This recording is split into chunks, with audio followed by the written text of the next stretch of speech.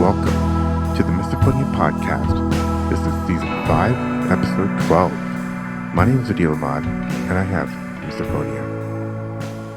It's the end of the year, 2021, and I hope everyone is having a wonderful holiday, or end of the year season. Last year around this time, I had 2 episodes back to back of a mother and a daughter who both have misophonia, Jane and Cleo. I decided why not have a family theme every year, and this year I'm happy to bring this incredible episode featuring the Denburg family. It started as just an interview with Alexandra, but then her parents were interested in talking about their experience with having a child with misophonia. I get so many parents writing to me with questions about misophonia that I figured it would be a great idea to have both perspectives in the same episode, and so here it is. It's a long one, but I assure you it's worth it. You'll hear first my interview with Alexandra, followed by my interview with her parents. Alexandra grew up in North Jersey, had a pretty typical misophonia onset story, was actually bullied from an early age, up even through college, and now has a successful award-winning interior design firm. And links to that in the show notes. When she found out that misophonia had a name, it was a revelation to her, as it was to her parents, who just became even more supportive, to the point now of wanting to help others who are dealing with miso. Let me know what you think of this episode. Email hello@misophoniapodcast.com or hit me up on Instagram, Facebook, or Twitter. Links in the show notes, or it's Misophonia Podcast. If you'd like to support the show with a modest contribution, I do have a Patreon page at patreon.com/misophoniapodcast, which is really going to help support the show, especially in trying to get transcripts out for all the episodes. My ongoing thanks to all the Patreon supporters so far. And don't forget, you can leave a rating or review in Apple Podcast, which really helps the algorithm get this podcast in front of more people. And now for the first time, you can leave a rating on Spotify too. So if you happen to use Spotify, I'd really appreciate that. All right, now here's my incredible conversation with Alexandra and her parents. Alex, welcome to the podcast. It's great to have you here. It is fabulous to be here. Thanks for having me. Cool. Yeah, so I guess, well, let's start with the kind of the usual stuff, like kind of where are you? I am currently in North Jersey. I'm from originally North Jersey, but I was living in New York between Manhattan and Westchester for about a decade. And then life took me to Mexico City. So I was there last year through the major portion of the pandemic, and have returned since I think December of last year. So I'm back.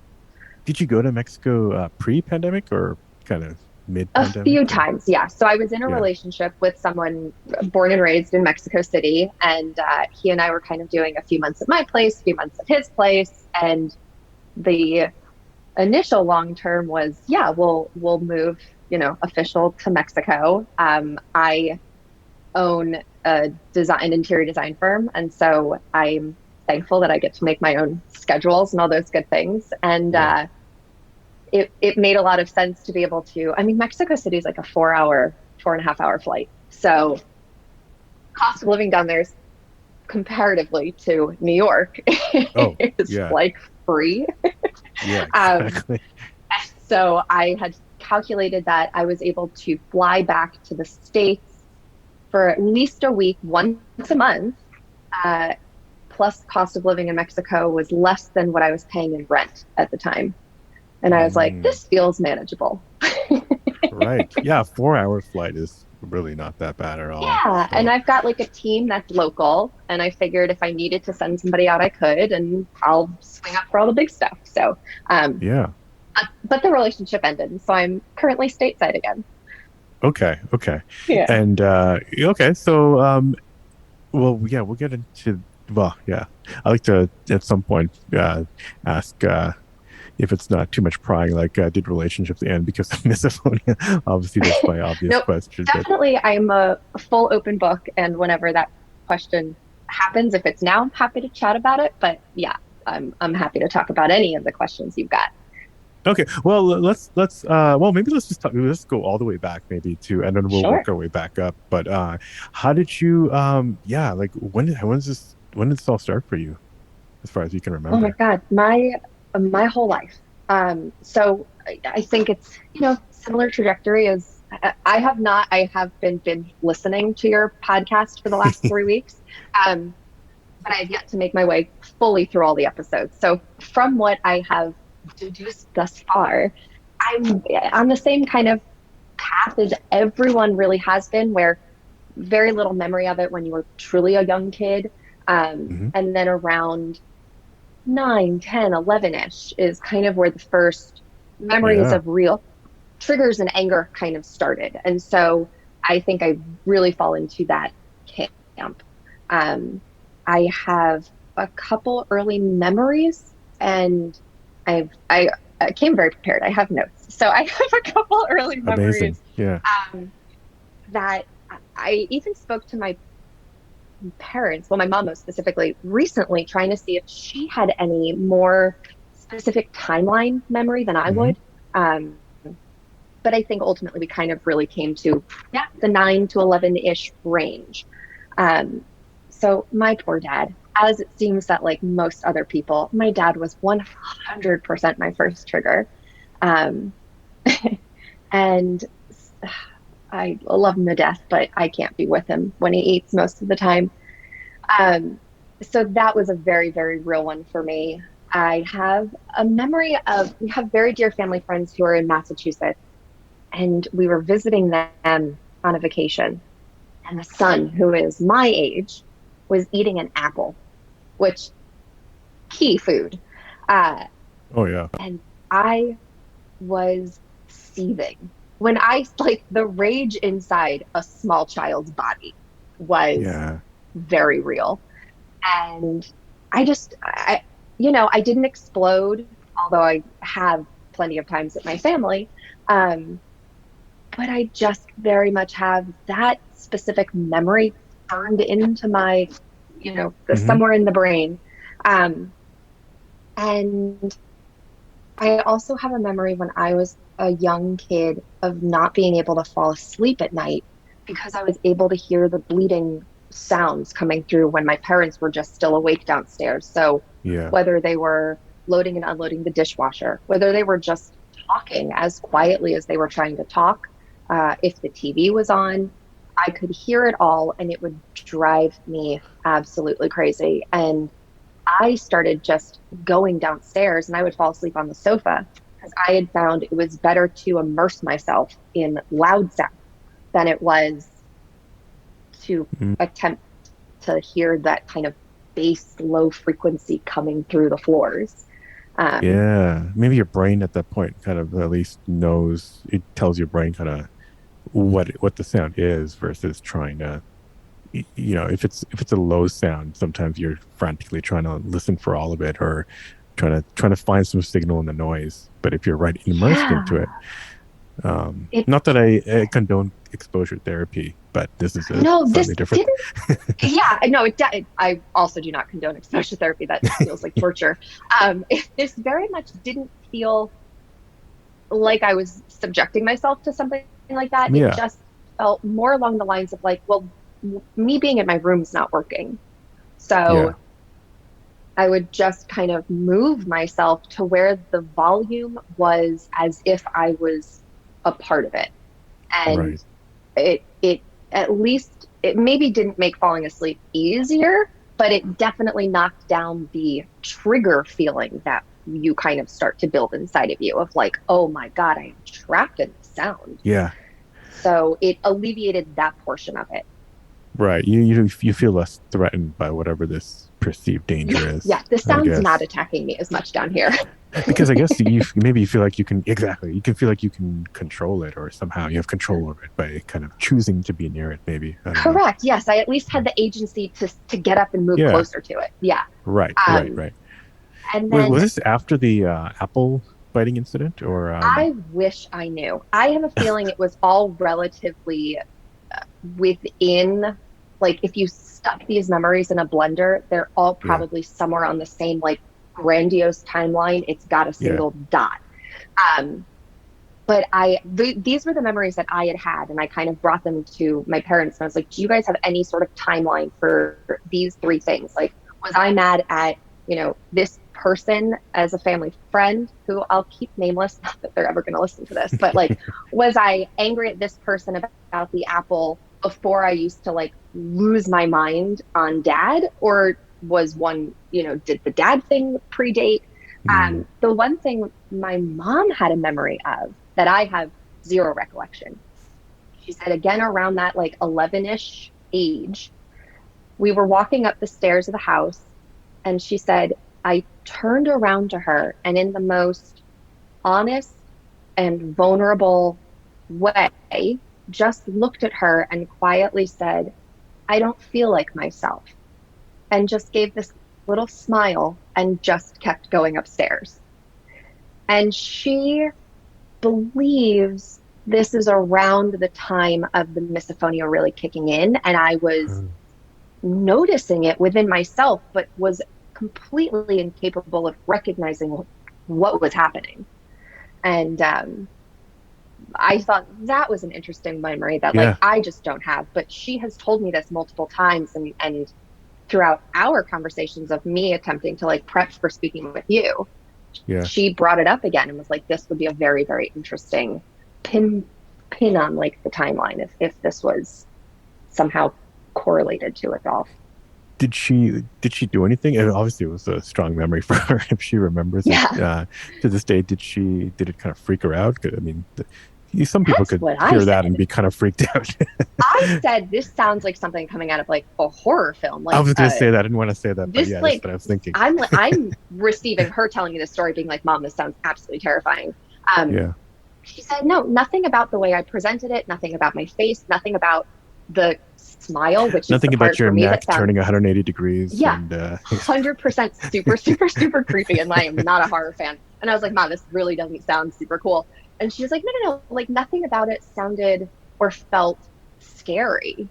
It just seemed like you were aware of something that was yeah, you were happening. self-aware And of something, right? Right. yeah, yeah, yeah, yeah. And so I think those are my fun bullet points for my early memories of it.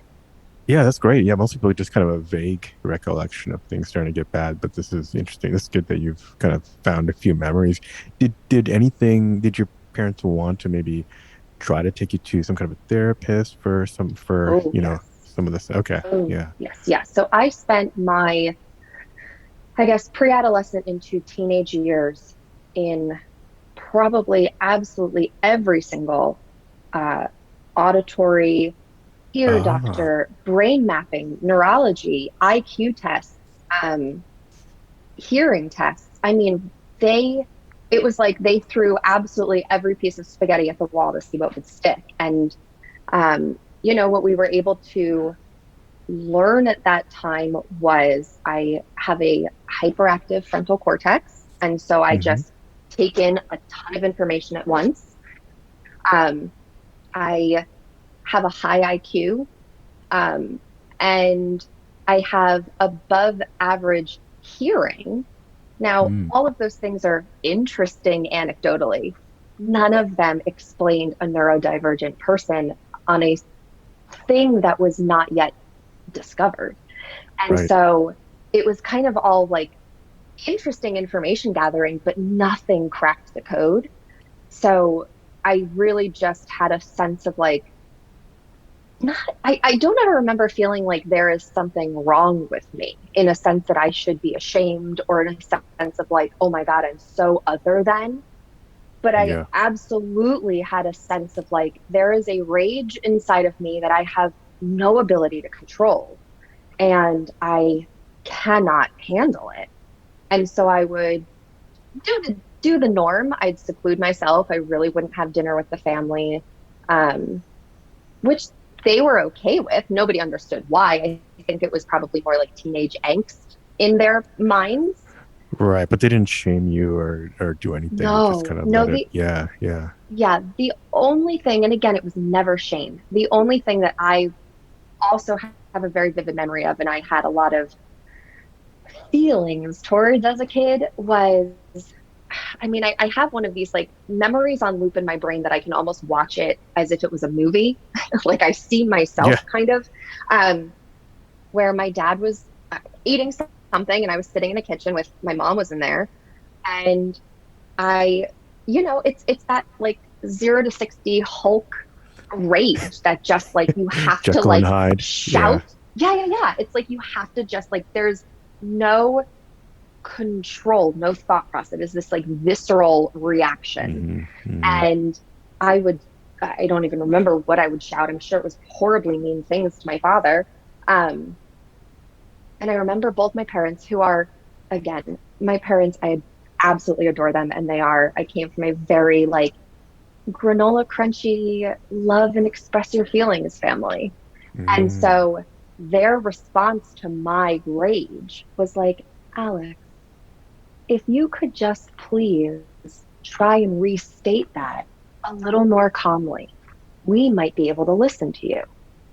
And when you are sitting, nobody said like you can't get up and leave, but when you are sitting trying to shout a feeling and the response is met with such calm requests for you to be calm, I Yeah. remember feeling even more enraged. And I remember telling them I have no control over this.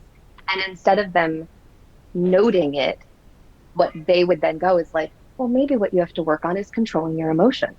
And like, maybe that's the thing that we have to be working on. And so, and I recently talked with them about this exact memory a couple of days ago. And like the guilt that they have now for not I think in their minds, handling it better, which I constantly try to alleviate them because I was like, you weren't handling anything incorrectly. Like there was nothing known to handle. Yeah. I mean, that was Um, better than what a lot of ways I've seen, I've heard parents handling it. yeah, Um, absolutely. My dad was like, we thought you were just like a jerk. Like that was kind of like mhm. verbatim. That's He's like, we just understandable. kind of Yeah. thought you were a jerk. And I was like, honestly, like I kind of Yeah. also was, but like there Yeah. was a reason for it. Right. Right.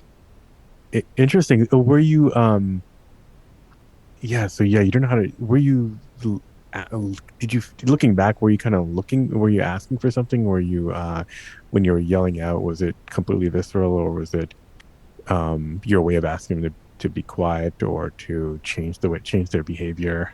Um, Great question. I think it was probably not something that I had the wherewithal to yeah, yeah, consider what I was asking. I think it really was a reaction. I was right. I was in the moment, there was a trigger and I screamed. I think that was kind of like genuine cause and effect. I think there was Was there nothing anything, past it. yeah, it doesn't sound like it, but was there any, I don't know, tensions with your parents, especially with your dad, maybe some, I don't know, low level trauma or anything that was happening, changes other than the usual, just kind of Awesome. teenageness? Yeah. Awesome question. So and actually one of my things that I have written here to ask you about later on.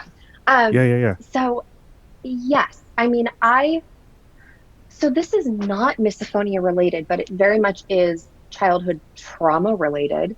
Hmm. Um, and not my family related. They kind of got the home life version of all of the, and pardon my French, shit that I was experiencing out of the house. Hmm. So I was very badly bullied growing up. And Hmm. my whole life. I'm talking like ages 6 to I transferred college. Um, and various reasons, of course, and it would change Yeah, as we were getting older, as with the type of bullying, quote unquote. But, I came from a very upper middle class, small, not rural, just tiny town in North Jersey next to a bunch of really awesome big towns. Um, and Verona is, I think, still primarily white and primarily conservative town. And mm, my family is like super duper liberal, granola crunchy people. And hmm, so it was just kind of the dichotomy of like who I was as a human being and like the foods that I would bring to school in elementary school and like We didn't celebrate Christmas like everybody else. We celebrated the winter solstice. And so it was just, I was like the weird kid, and it just made me an easy target. And so that tended to carry through. So I did have a lot of sadness as a child in general that Yeah. had genuinely nothing to do with my family, who is wonderful and loving and kind. But when you bring that home and you don't really know how to communicate that, and then when you are at home, there's all these triggers that are setting you off again. I just Mm-hmm. tended to really find isolation as the best route for stuff. Yeah, interesting. I mean, I know, yeah, I mean, I'll get into a little bit about me. I grew up in kind of a religious household, and I was, I would kind of felt like wasn't really my kind of like primary, but the milieu that or the environment that I necessarily felt most comfortable in. So I would like get songs stuck in my head. I'd listen to a lot of music and I think focus on Mm. that. And then I think when something would break that concentration or that need for isolation or to get away is I think when triggers would be most, painful. Oh, um, sure. it's just Sure. interesting. I mean, I'm going to let the researchers listen to this and researchers listen to this, try to figure it out. But there's just, yeah, this I wouldn't be surprised if there was some link there between your kind of low level stress that you're always bringing That, home. yes.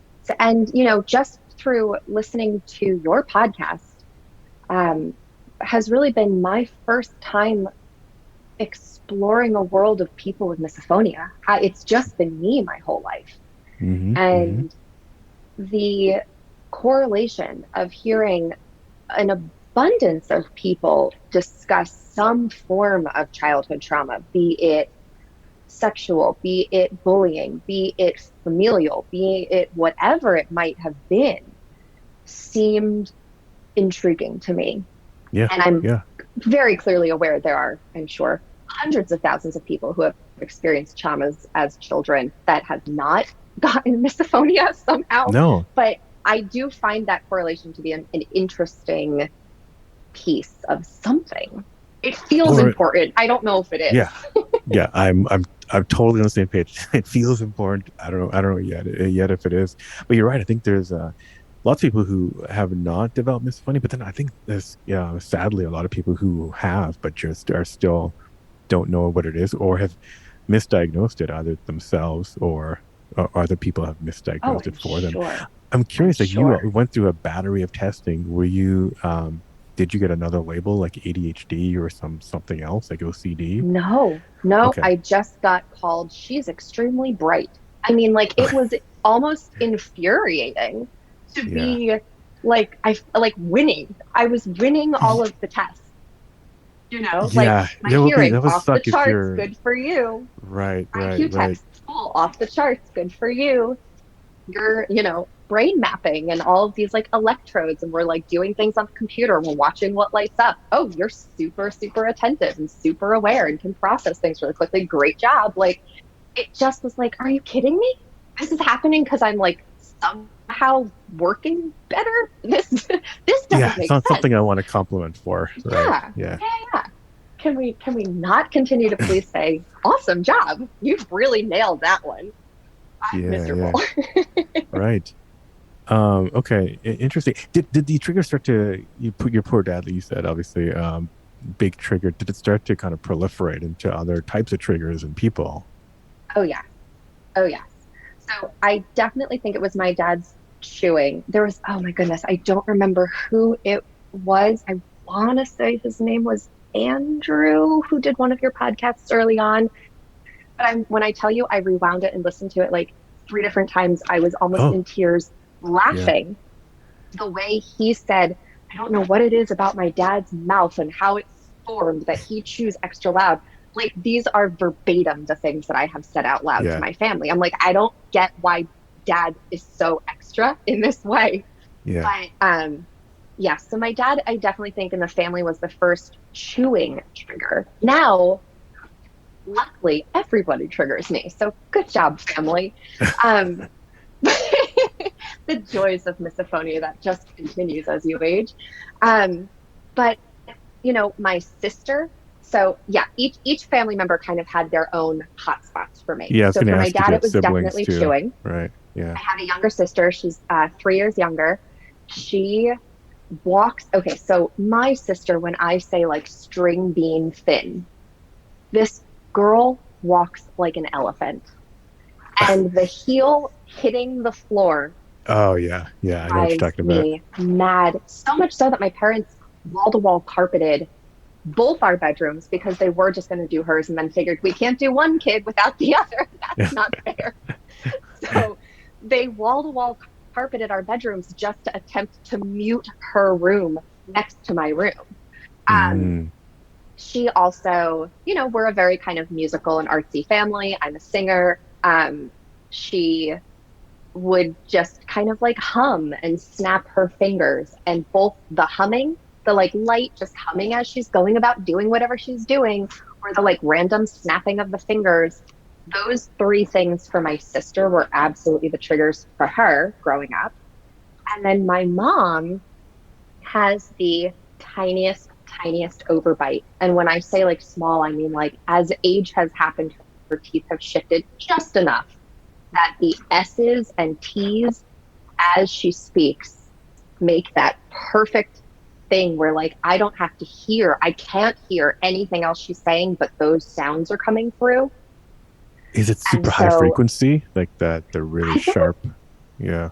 I don't know if it's a higher frequency or if and it's something that I am actively aware of my own teeth as I get older. I'm like, please don't shift. I don't want my S's to be like that. Um, because I'll go out and get a retainer. That's fine. But Yeah. like Yeah. my mom's like, should I get one? Does it bother you that much? Um, but I remember being in like we do like family trips and we would drive. A lot of times it was like the summers we'd go to Cape Cod, which was like a 6 hour car ride. And so we were Mm, in the sweet minivan that we had, and I would always claim the back row. I was like, third yeah. row's mine. And I would try to have headphones on. I was listening to anything I could, and somehow still my parents in the front seats trying to whisper. I could hear the S's of my mom. And I just remember shouting for 6 hours. Like, shut Wow. up. You have to shut up. Like, I'm Yeah. going crazy. And again, I don't blame them for thinking that I was like the biggest asshole child you could possibly have created. I was a monster, but I was a miserable monster who only was trying. But I was an absolute torture for the family, I'm sure. And I feel horrible about it to this day. Did it? I mean, it seems like you're still close. I'm curious how you felt it affected the relationships there. Did it have any lasting kind of impact, distance between your parents, between you and your parents, or other It, family members? so, yes, you are correct. My family and I are very, very, very close. I mean, in general, we're just a very, very close knit family. Mm, mm, Um, we probably had a lot of distance when I was growing up. yeah, Again, I think it was like combo turmoil of like what I was dealing with outside the house and what I was dealing with inside the house. Um, so I am quite sure that that made life relatively impossible for the both of us. So much so that like when I was dating my boyfriend in high school, like junior and senior year, I was kind of like living at his place just to kind of get space and be away mm, from the family. But once misophonia was a thing, like it had a name, it was that quintessential New York Times article in like 2009 that came out. yeah. I had Um, Joyce Cohen on the podcast. I don't know if you heard that oh, episode I yet, but haven't she listened to wrote that that. one yet. Yeah, Okay, I'm making yeah, my way. It'll be the next one that I do. I've tried really going in yeah, chronological yeah, yeah, order as best I can. Um, but I was in college and my parents mailed me the New York Times article. So they found it yeah. first and they mailed it to me, and they had called me the day that they put it in the mail and said like, sweetie, we're sending you Oh, something. We're not telling you what it is. A surprise is on its way. that's And amazing. like, Yeah, and they know me, like I cannot emotionally handle surprises. I am a full child with that. And so I was like, what? right. Like immediately, this, I'm going to go insane. I was like, did you overnight it at least? They're getting you back for all Um, those years. exactly. They're like, no, we actually hired a bike messenger and it's going to take a few states over. Um, but I remember the evening, I remember it so clearly, and I will very much try to not cry as I say it, but Mm, I, I opened it. I was sitting on my bed. I opened this like yellow, the big yellow envelope, yeah. and I unfolded the New York Times article and I just read it and I was in tears Hmm. because it was all of a sudden like, oh my God, this is it. And it just clicked like absolutely everything just kind of, it was like a puzzle piece just all happened at once. And, or like in The Wizard of Oz, where it was like black and white and then it turned into color. And you were just like, yep, life makes sense again.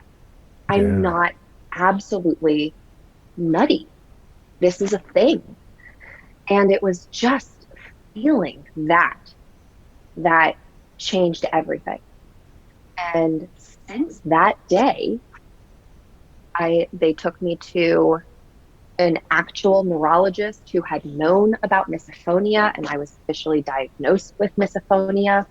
Um, they finally were able to really have a more realized conversation with me that when I said, like, hey guys, remember 10 years ago when I would told you like I couldn't control this? And they're like, yep. And I was like, now do you kind of get it? And they're like, yeah, we're really sorry.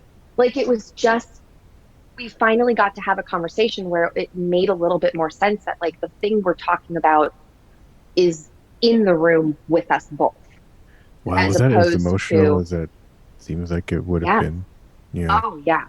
And then it immediately went to, and again, I'm so grateful for my family because I I sat and I hope that there are other podcasts that I've not yet listened to that had support systems like my family that I've just not gotten to hear about yet. Or if I'm the first person, I'm putting this out into the ether, people please do this to your loved misophones. There became like plan of attack, course of action. How can we make this better? If we are together because we are a family and inevitably we are human beings bound to each other for life, what can we all do now? And it was immediate this scramble, my parents and my sister, of just like, okay, if we're together and we're trying to eat, Alex, you sit at the head of the table in the dining room and we'll all kind of head down to the other end. Music. We'll put the Bose speaker in the center of the table and like music can be on. Is that okay for you? If we're having something that requires like the clinking of the dishes and this that utensil against the plates sound, they bought from IKEA actually. They're non-disposable plastic utensils. Mm, And so my hmm. parents will eat with plastic utensils around me because it just dampens that specific trigger. Um, That's a and great this tip. is it's wonderful. And I mean, we're talking, that article came out in what, like 2009 or Yep. so? So, okay, that puts us at 12 years. And still, there is stuff and experiments that we are trying, so much so that since I started listening to your podcast, I found out about brown noise because I had been aware of white noise and pink noise, but never Hmm. brown noise. Yeah. And Okay. somebody, I have that in the background here. Well, I of yeah, adore it. of every I episode. Yeah. adore it. It's wonderful.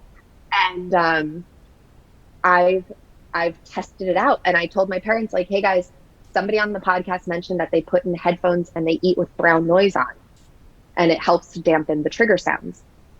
And my parents were like, "Okay, when can you come over for dinner? We're going to Yeah. experiment and we'll just try out different foods. We'll sit in different places around the house. You just have in your headphones and let's see what we can do. We'll put it on the speakers. You wear your headphones. You can take out the head. Like it was just experiment time." And Wow. I'm So this is very, just from the tip you heard on this podcast. That your I parents mean, are just this like, let's do it. happened 3 days ago Wow. or 4 days ago. Yeah.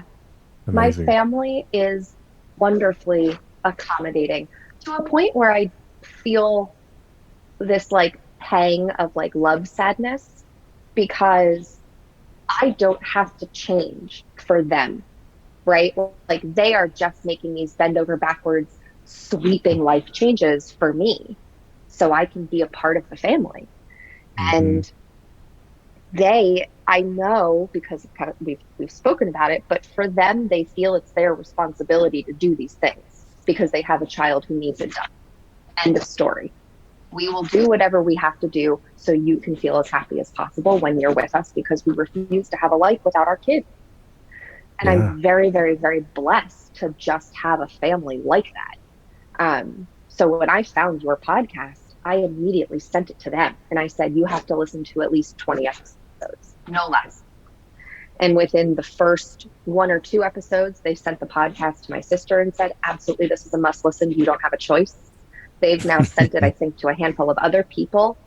The night that we practiced the like brown noise dinner, we also, my parents and I watched Quiet Please for the first Yep. time.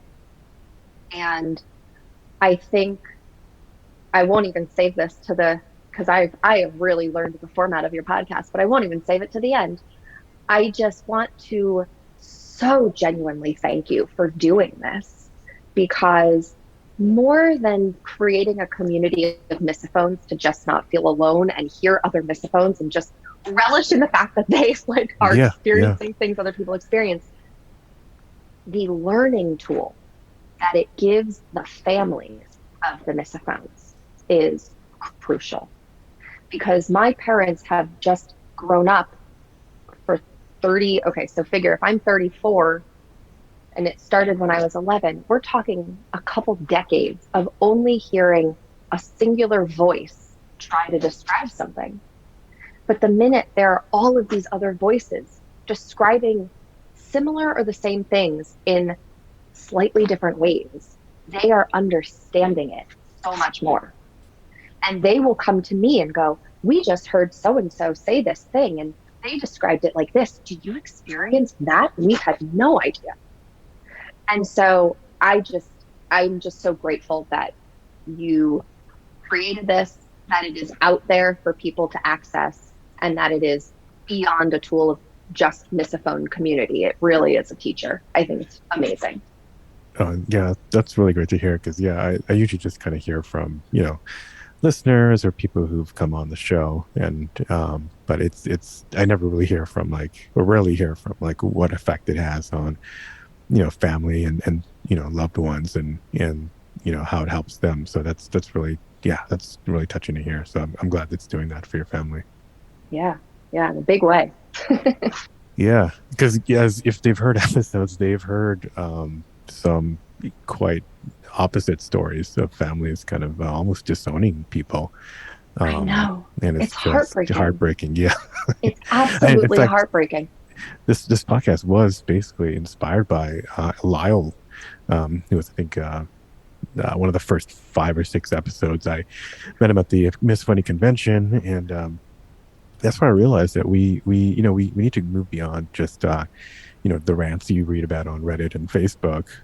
We need to Right. just like there's deeper stories, a lot of similarities. Like you meet these strangers, like you. Honestly, I feel like I know half of your feelings growing up, and it's just like you kind of Yeah. connect with somebody on like a deeper level. Yeah. So I wanted to get these stories out there, and it's just and these secondary effects of like helping the families is huge because that kind of is a win-win for everybody. So It yeah. really is. I mean, it's just insight. Like, insight can never be a bad thing. And I think the more of these that get made, the greater the pool of knowledge could possibly be. Yeah, So there's a lot awesome. coming, and actually, sneak peek. Jeffrey Gould, who did Quiet Please, is going to be coming on soon too. Ooh, So yeah, that'll be. that's very And exciting. how did you? Speaking of Quiet Please, I could not. It took me a few times to sit through it because I would just break down. Were you able to like sit through in I one did. in one? I Okay, did. yeah, I really muscled through. There were some times that I felt myself kind of choking up yeah, or holding back. Not that I would have an issue with crying, but right, right, um, it just, I mean, it is so, I keep using the word visceral because it kind of only feels so ingrained into like my nervous system in that way. But there is a deep transparency amongst, I think, misophones, where you can say something or someone can say something, and every other misophone goes, "Yep, got it," Yeah, yeah, in a way that doesn't happen in a day-to-day life because most human beings are not dealing with this stuff. And so just listening to these families and these people is, oh, powerful and sad and uh, important, I think. yeah. So, yeah. Um, yeah, no, thanks for that. That's really good. That's really good to hear. I wanted to maybe to rewind a little bit back to like, you mentioned I know you're being bullied growing up, like being younger. How did that evolve? And do you feel like that was, there was any relation to the misophonia? Like, were you in kind of your high school and later, were you, like you said, you transferred colleges or whatever. Was there any relation to Yes. misophonia, or was it the class thing that you No. were dealing, or a political Shockingly. thing? Yeah. It was, no, it was very people based, but not misophonia based. And Mm. so I have memories of having sound triggers. Either, I had a roommate, I think like two times throughout my college experience. I like did it freshman year because I didn't know any better, and then attempted it one other time where it was like a much larger space and we each had our own rooms. So at least we had room to get away from each other. Yeah, yeah. But both were very huge mistakes and I've not done it since. But, um, it would be like the standard stuff in classes, people whispering, eating, opening a bag of something that like I had a wrapper, that plastic wrapper sound. Oh God. Yeah, yeah, Oh, yeah. it is just like a violent pain. It is. It's always like I feel like I'm ready for it in a Horrible. theater or watching, a play, but it's Every just like time. it's always louder than I remember it. Every time. And it's like, how is my plastic not that loud? How did your Right. plastic get to be magnified 7 times over? I You put it don't in the understand. Like, freezer, what right, are, to make it extra yeah, crinkly like, and yes, just like, what are you doing? I yeah. don't get it. Um, but it was a lot of that in schools. And I remember so I started my college career at Pratt in Brooklyn. And during the freshman Excellent year, school. Yeah. thank you. During freshman year, I believe with the exception of architecture students who have their own freshman year curriculum, every single major's freshman year is the exact same. And they put you into what they consider to be core classes. So it's like color and design, 3D, 4D video classes, drawing and figure drawing classes, you know, all of that stuff. So you kind of just get a very well-rounded art education as a Yep. basis for your continuation of moving forward. My 4D class was it was like a woodworking, build shop, plaster molds and stuff like that. And the sound of the workshop, the physical, like having to like use power tools was so horrible. I couldn't be in the room. And I would Hmm. always try to tell, and of course, this was pre knowledge of what was going on. And so I would just try to explain to my professor, look, I've made all of the marks on this stuff. Can you please cut this for me? I cannot go into this room. And if I caught him in a good mood, he or someone in the class might help me. But oftentimes it was like, no, no, like you're a big girl. You can figure this out on your own. Suck it up. And so I Mm. just remember running into these rooms and just sloppily doing whatever I had to do so I could just get out as quickly as possible. Hmm. Um, so I definitely had moments like that. And then when I transferred to Penn State, which is a much larger school, Yeah. Yeah. um, that was my first time in large lecture halls. And that was torturous.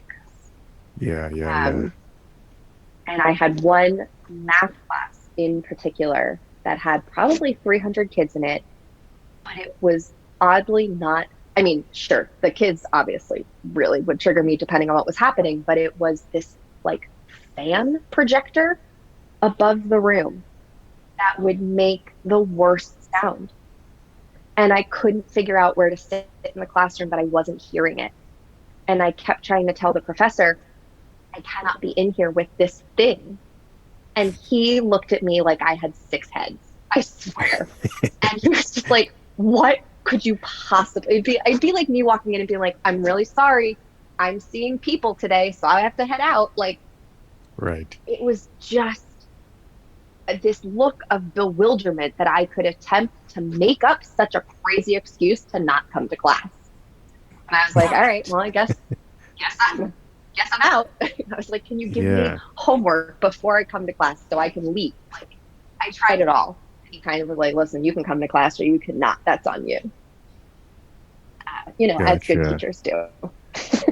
Yeah. So how did it affect you? Like, obviously, I mean, you're doing your therapist said earlier, you're super bright. You made it this far. Did you get out okay out of Pratt? And it seems like you did. Yeah. Somehow muddled through. Somehow unscathed. Yeah. Well, we often do that somehow. Unscathed. Yeah. I think, I don't know if this is for across the board at everyone, but you have to, I believe, find some humor in the fact that, like, a sound is driving me into a corner. Like, it's a horrible, horrible, horrible thing to experience, but at the same time, I have to be aware of, like, what is going on too. And so again, shockingly enough, I left Pratt because by the time I started, it was another bullying situation, but on the fun reverse end. So I went to Pratt and they looked at me without, again, getting to know me as a person and assumed I was the popular girl from high school who was the cheerleader who made fun of all of them. And so they took that time as full retaliation. Because I'm like, the blonde-haired, blue-eyed girl that walked around like smiling all the time in Abercrombie and Fitch in like 2006. I was like, hey guys, what's going on? And they're like, absolutely not.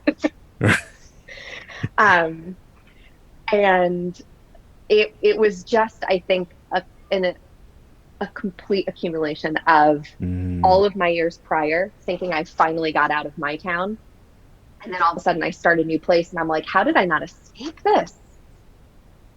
And I transferred to Penn State because it didn't even have my major. I transferred into a major under their arts and architecture department called integrative arts, where you have to submit a thesis to the school saying, here, I'm making up my own program. This is my curriculum. I'm using X credits from this program, X credits from this one.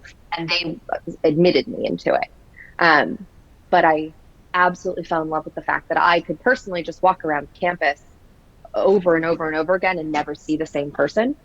Right. So that was just heaven on a very personal level, but absolutely had nothing to do with misophonia whatsoever. Misophonia played zero part in my outside life through most of college. And I say most because by the time I got that article and I was like, oh, this is a thing, I became very vocal about it. I would tell friends, I was like, here's the thing. We're at a baseball game. There's this guy behind me. My friend would like see me writhing in the bleachers. And she was the first person in my life who noticed me in pain. And she took it upon herself to turn around and say, like, you're going to need to stop that. Okay. So you had other people doing. I never asked. And she only has done it the one time, but it is something that I will never forget. And it felt oddly validating to see somebody else take action, because I'm not the person that's going to yell at strangers. I'll yell at you if I know you, but I'm not going to yell at you. I'll remove myself if I don't know you. Right.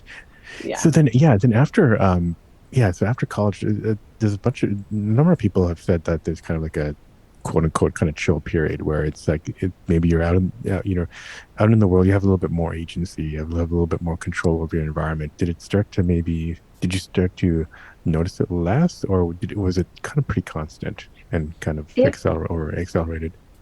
Oh, it for sure has accelerated. Yeah. It definitely comes back. Yeah. No, I mean, right. Yeah. It definitely, and then it comes back at some point. I'm curious how it's just a really fun cyclical thing we're dealing with. No, I mean, so post college, I moved back in with my parents. I don't remember having any major core memories, as the movie would say, that happened during those few months. But very shortly after, I had moved into my then boyfriend, who became my husband's apartment. So I wasn't really back home with my parents for very long. Mm-hmm. Um, and I think in general, as like the broad sweeping adulthood post college, I, yes, just have a lot more agency to make decisions when it's not my specific family related, when it comes to, do I want to go to a specific place? Am I going to the movies? Absolutely not. Um, I've tried, and probably once every few years, I will give it a shot with the Right. awareness that, like, I will tell the people that are with me, or the singular person most realistically, because I can't deal with that many people doing things near me. But like, I'll tell the person, like, listen, if we go to a movie, I need you to be okay with the fact that A, we're going to have to go during a very off time where most people are probably working, so we can hope for as empty a theater as Yep. possible. B, we have to sit as far back as we can. Um, my favorite, there was a theater, sure, it's still there. There's a theater on the Upper West Side in on Broadway in the city. And it has a row of what I believe are actually handicap seats, because it's just two individual seats with a space next to them for where a wheelchair can wheel up. Mm-hmm. Um, but that, and there's no seat behind them. And I was like, that's it. That's my ticket. I can sit as far back as possible in the middle of a Wednesday Yeah. Yeah. Those and matinee kind of. still have, yes, Right. and still have my earplugs just in case I need them. Right. And Right. that's just a once every few years attempt that inevitably ends in me getting annoyed and going, I'll never Yeah. do this again. But sure enough, a couple years later, I'll try it. So yeah, so coping tips very similar to a lot of people, I guess. Obviously earbuds and maybe plugs. But I usually don't find plugs super helpful. I need the Oh, but I'm going to I help need you with something. this. I have a type and I have a very specific way of putting them in my ear. So Oh I yeah, will please. happily tell you all of the tips and tricks, because I've been sleeping with earplugs since I was about 13 or 14 years old, every single Mm. night. It is my one Ah. horrible planet littering that I do. Oh, gotcha. Yeah, yeah, yeah, yeah. Yeah. Yeah. Because I've tried, I've done the whole custom earplug route as Did that well. work? No, they are horrible. Okay, gotcha. Now, this was many years ago. I'm sure there Yeah. are new materials and things, but I never felt another need to explore it. I think typically the custom earplugs are harder because they're Mm-hmm. really a mold of the ear. Right. Um, and the thing that actually works is the foam expansion within the ear Mm-hmm. is what Mm-hmm. blocks Mm-hmm. it. And so it is just a trick of how to properly put it in your ear and what earplug to use. But I've got all of it Gotcha. written down for you. Yeah, I mean, speaking of businesses, I want to hear about your business. Sure. Especially, I think it's related to interior design, and there's been kind of talk. I've Yes. had Olivia on in the past, who's doing research about misophonia in the workplace and ways to kind of help there. I'm curious. Well, first tell us what your business is about, and then obviously I'm going to be curious about like how has Sure. misophonia, sound design, kind of entered your practice. I would love to say that it has, but it hasn't. That's fair. um, so I own an interior design firm. We work in New York and New Jersey, as well as, e-design, should anybody throughout the country be interested. Um, Yeah. but yeah, I specialize in high-end residential design, but of course can do all types of everything. And for me, interior design, I really love the applied psychology behind it. The understanding that human beings on a subconscious level are really taking in the world around them and interpreting that, and it relates to how you feel and operate and function on a higher or lower level within a space. And so my job, I believe, as I've gifted this title to myself, but I believe my job in this world is to create spaces that are not just beautiful. I think interior design has gotten a very bad rap for being just like the beautification of one space for beautification's sake. And I think the reality is living within an environment that is designed well, because there is a true way to design something with a higher level of success than another way. So it is creating a successfully designed space can improve a lifestyle of the people within it. And so I utilize applied psychology kind of at the core of all of my design concepts, but then it is really person based. So I take a good amount of time to speak with and learn and understand my client, the aesthetic direction that they prefer. I don't like to say style because I think the reality is people just don't have a singular style. Right. People are unique and layered and complicated and interesting. And so it's like, how do we figure out how to bring this forward in the best way visually while still making the space productive in the best way that it can be for the way that that person is choosing, that family is choosing to use the space. And that's what I do.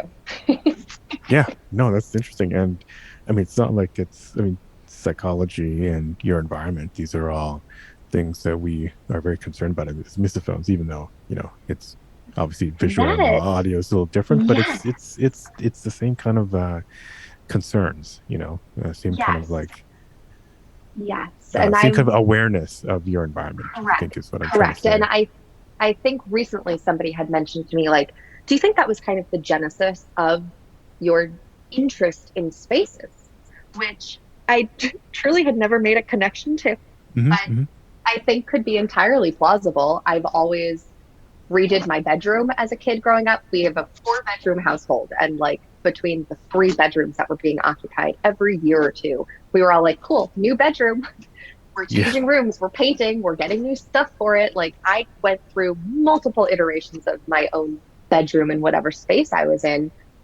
But I do think that there is something really interesting if I look at it with a much broader brushstroke of just, I'm very particular about my living spaces as an adult. And yeah, it would make a lot of sense that for me, my environment needed to make me feel controlling the environment. I mean, what better way to control environment than to repaint it and decide exactly how it's going to look and operate? Yeah. And I've figured out a way to scale it up. Right, in profit. That's beautiful. I love that. Scaled that business. Yeah. Right. Excellent. Okay. And then in your workplace, like, it sounds like you're moving around a little bit, but do you have any weird rules about, not weird, rules about, or how is, have you kind of like, well, I guess, how is it working? Did you, well, maybe more importantly, did you want to start your own business so that you can kind of like, have that flexibility and not necessarily like be sitting in a cubicle or something? I'm curious if that's just, or is it just part of your personality, which... Great question. It's very much a part of my personality. Yeah. I same. do not enjoy being told what to do, especially if what I'm being asked to do doesn't make logical sense to me. I'll just kind of have like, I don't get why I'm doing it. And I've also been very lucky that I've really never worked in a space that's office-y. I've had a really artistic life. And so, I worked at a law firm in the financial district for about 6 months when I was like 23, because it was one of the partners was a father of a family that I used to nanny for when I was younger. And they needed like somebody very quickly.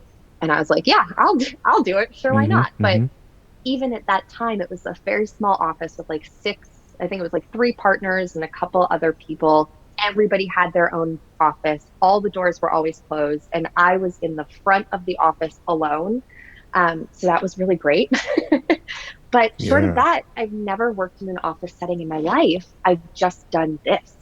And so I have listened to all of the people on your podcast talking about how they have made career moves or very decisive decisions to work from home or to leave a Mm-hmm. company and do something that can isolate themselves. I think if for whatever reason my firm ever shut its doors, which knock on wood, that doesn't happen, but should for whatever reason that be, I now am aware that I would have an incredibly difficult time figuring out what to do because I would never be able to go into a setting where other people are. And Right. so I'm really grateful that this is something that I've been able to afford myself. Yeah. Yeah, no, that sounds great. And luckily, anyways, the world is getting a little bit more flexible, conducive to that. Unlucky reasons, but yeah, lucky.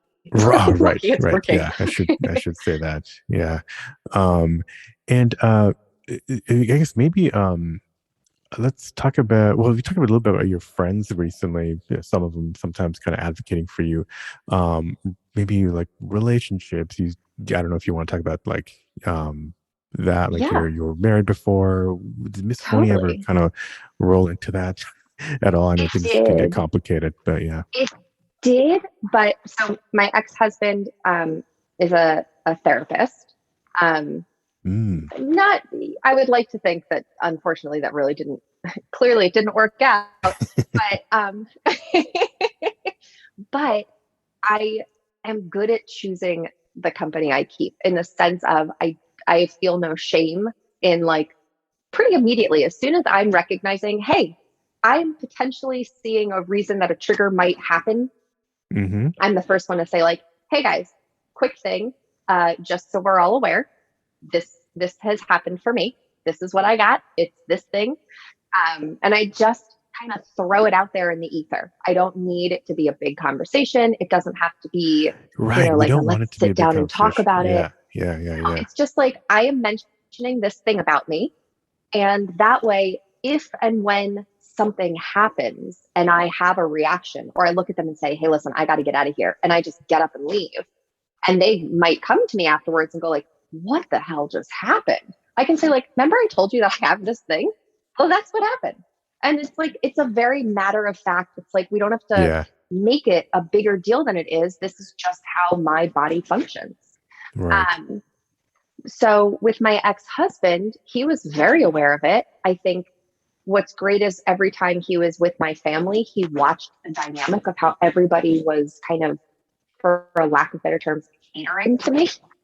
Um, and so I think it definitely enforced the fact that like this is a thing. And so for the most part, he's a quiet eater. Thank God. It's something that I vet from the very beginning. But if and when there was ever something he was eating, like he would just come to me and be like, hey, Al, can I have an apple? Is that okay? And I would say, like, sure, not a problem.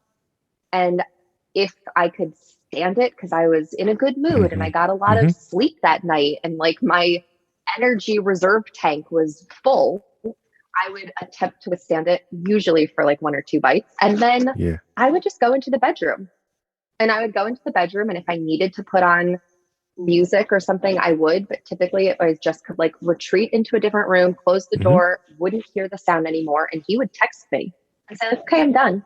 And I'd be like, okay, 5 minutes, in and out, done. Awesome. Um, so that's how he handled it. And he was always incredibly okay with me saying, if we are going to do a movie, it needs to be in the middle of the day. Like 10 he was just, a.m. Yeah. yeah, yeah, it'd be fine. Like I would be like, listen, Right. I know you have like a whole work day, but you've got like a 3 hour break in the middle. So I'll meet you uptown Mm-hmm. and we'll pop in to see this movie and then go back to work and I'll go home. Right. Right. Right. And it would just kind of get scheduled that way. But he was really okay with it. And so I'm sure it's a pain in the ass. Like, of course, you're doing things that are not necessarily normal or usual or Mm-hmm. the Mm-hmm. way that you would go about doing it if you hadn't needed to think about it. But yeah, he was good. And then the person that I was dating when I was living in Mexico also was incredibly amenable, a very, very quiet human being in general. So like his chewing really never bothered me. Hmm. And I just, again, it is something like very early on. I'm like, all right, let me listen to this person eating. Because if it's from the get go, I'm like, this is going to be a problem. I'm out. it's very Yeah. sad Yeah. that it's true. Showstopper. Right. Yeah. Yeah, absolutely. That's a red flag for me. Like in a way that other people might be like, oh, this person, I don't know, was in prison. I'm like, Right. listen, I hear them chewing even with the mouth closed. I'm done. They're a very nice person and that they'll find somebody very wonderful. But I'm Right. out. Yeah. Right. Okay. Yeah. No, yeah, that makes total sense. And okay. Yeah. Yeah. And I'm curious, well, you said you were kind of an artist your whole life. Was art ever like, something you would, you obviously, we all try to retreat, to kind of, recover from the amplitude of a trigger. Was art ever kind of like Yeah. a kind of a therapy, a way to kind of not just express yourself, but get over some of the things you're feeling? I think, again, the answer is yes. But But not directly, I, or I think it was very directly. I also mm-hmm. think it was not misophonia related. It was Oh, my okay. bullying related. Yeah. So I'm a singer, not professionally, but I sing. Um, I would write songs constantly. I still have all of my notebooks from when I was, a teenager Okay. writing, Okay. and they are kind of journals in that regard, but they're very, very sad. And Mm-hmm. it even looking back on it, it's very clearly about what was going on in my world outside of the house and not so much the misophonia or the triggers or things like that. That was just kind of still my assumption at the time was like family annoyance. I Right. can't stand to be around them. Um, yeah. So I think yes, but not in that way. Gotcha. Okay. Okay. Yeah. Anything else you kind of want to share with people who are listening? You obviously gave us a little bit earlier, but is there something in your notes that you want to get out there? I I think um, definitely I want to give you all the tips and tricks for the earplugs. Yeah. Yeah. Yeah. And I'll send you whatever links to them or putting them into the show notes so people can experiment. Um, and I think, I think the best bit of advice I have, everyone is going to find the coping mechanism that works for them the most, right? Like I have found for me, headphones are a good thing, but not all the time. These new, like iPhone Pro, whatever, Yeah. AirPod AirPod Pros. Pros That's what I'm wearing with now. the Yeah. noise cancellation, that feels a little extra exciting. I just recently decided to go out and get them, and I'm like, oh, this is kind of great. Mm-hmm. But Mm-hmm. but they don't stop the visual trigger, right? No. So No. that's still a thing. Um, and earplugs are my only way that I can sleep. I am 100% incapable of falling asleep without earplugs in. So Um, that's I don't know if we touched that. So that's even if you're on your own. It's oh there. yeah, Okay. Okay. my own breathing, the rustling of the sheets, any Yeah. sound outside, a creaking of a wall because the person in the apartment near me has moved. Like Mm-hmm. it's a no go. It's an absolute no go. Yeah. Yeah. Gotcha. Okay. Yeah. Yeah. There have But been some people who trigger themselves, so that's um, yeah, that's gonna be thankfully don't a trigger challenge. myself. But I think it's just now I've gotten so used to not hearing anything Mm-hmm. that the minute there is the slightest sound, I'm like, well, that's not going to work. Right. Right. Right. Right. Right. Yeah.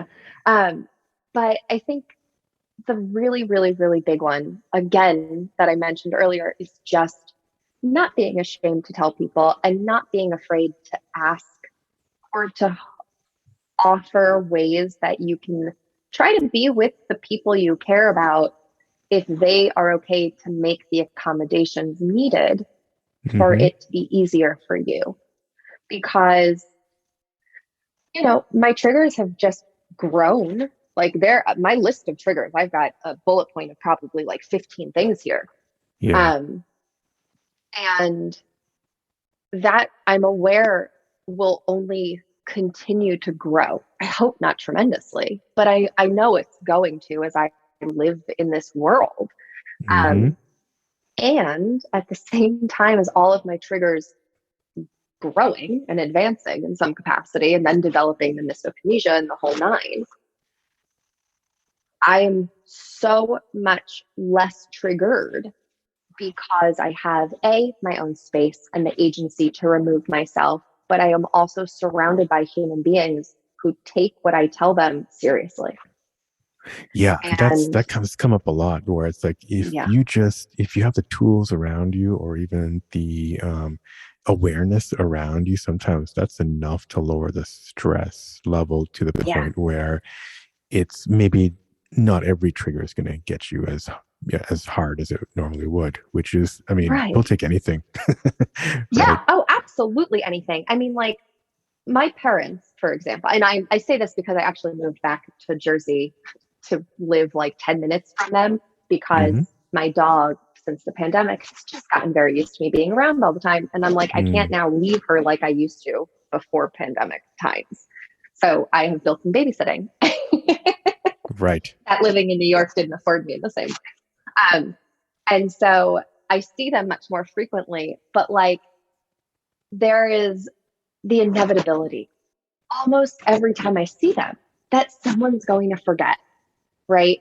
Like my dad will open up the fridge and he's not even eating, or my mom will be making food and somebody will take a bite of something, and we kind of all have to do it once. Like all I have to do is like, and like, that's it. That's kind of, it's just like a sound of like, guys, like, and or I'll be like, are you eating? Like I just asked the question and it is immediately just this, I have zero trigger. I feel nothing. I am aware of what I'm about to see, and they understand my random like sound, and they'll just like spit the food out immediately and be like, "I'm so sorry, let me leave the room," or like, "Wow, yeah, you live in like paradise." I wish I lived in paradise. My dad asked me after we watched Quiet Please, he was like, "So if you could have any superpower in the entire world, or not have misophonia anymore, what one would you pick?" And I was like, no question, misophonia. No question. Right. I was like, not having misophonia would feel like a superpower. Yeah. Right. And he goes, if you had to then pick world peace or no misophonia, what would you pick? And I was like, to be fair, world peace, but I would think about it. Exactly. I just thought about it. I would still have to think about it. Yeah. Well, yeah, right. I'll subject myself to misophonia if the world could have peace, but like I will take maybe 24 hours to get back to you on that question. I'm going to have to put that in an Instagram story for question.